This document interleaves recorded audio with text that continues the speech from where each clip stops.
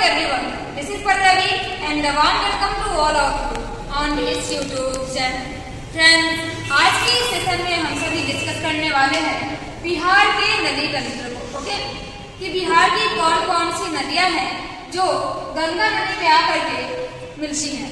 तो चलिए आज के सेशन को शुरू करते हैं। यहाँ से 1 से 2 मार्क्स के क्वेश्चन हर कम्पिटिटिव एग्जाम्स में देखने को मिलते हैं।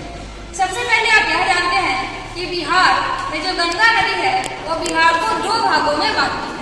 बिहार की ऊपरी नदी को, गंगा नदी के ऊपरी भाग को उत्तरी गंगा का मैदान और नीचे वाले भाग को दक्षिणी गंगा का मैदान कहते हैं, ओके?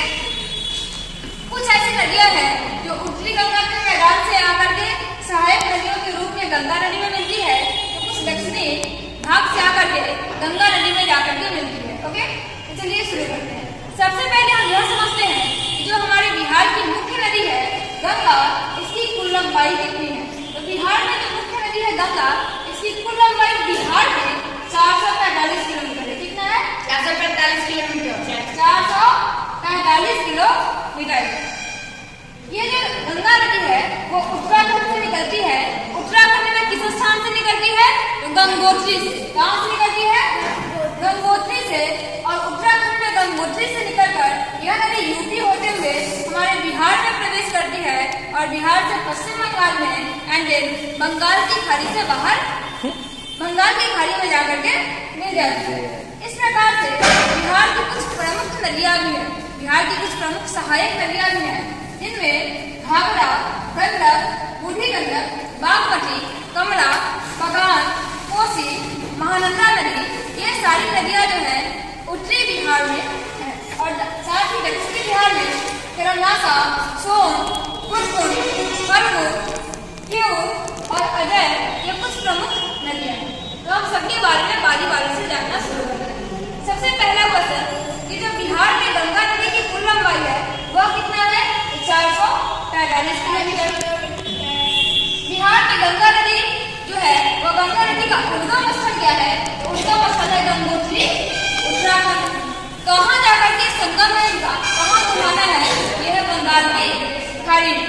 मतलब गंगोत्री से यह नदी निकलती है और बंगाल की खाड़ी में जाकर के मिल जाती है। दूसरी प्रमुख नदी है सरयू या घाघरा नदी। जो सरयू या घाघरा नदी है ये कहाँ से निकलती है? तो नेपाल से निकलती है और छपरा के निकट गंगा में जाकर के मिल जाती है। इसकी जो कुल लंबाई है वो है 83 किलोमीटर बिहार में। ये केवल और केवल बिहार के दृष्टिकोण से बात हो रही है। तो बिहार में जो घाघरा नदी की कुल लंबाई है वो है 83 किलोमीटर।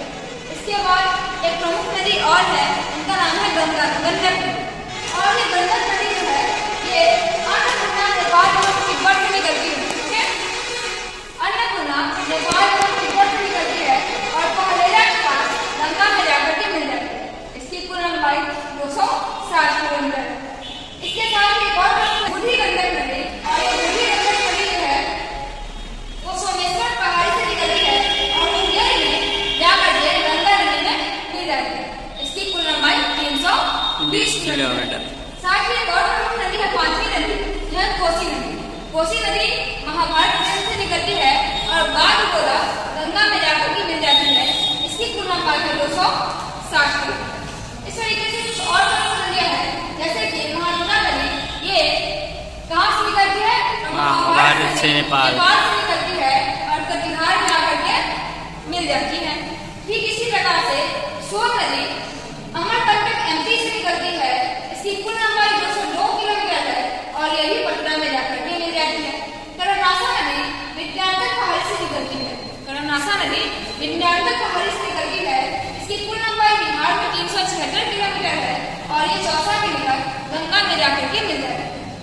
फल्गु नदी की कुल लंबाई 235 किलोमीटर है और ये भी गंगा में जाकर के मिल जाती है। क्यूर नदी भी जाकर के गंगा में मिल जाती है। और एक और प्रमुख नदी है अजय नदी, जो कि जमुई से निकलती है और बिहार में पश्चिम बंगाल में जाकर के मिल जाती है गंगा नदी में। इस तरीके से जो बिहार में गंगा नदी का तंत्र है वो कुछ आप इस तरीके से देख सकते हैं। ये था बिहार की नदियों पर बिहार की नदियों का नदी तंत्र, जिसमें हमने कुछ प्रमुख नदियों के बारे में। यहाँ से हर एक एग्जाम में 1 से 2 मार्क्स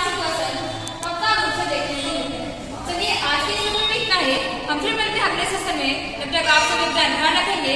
हमारे साथ बने रहने के लिए आप सबों का बहुत बहुत आभार, बहुत बहुत धन्यवाद।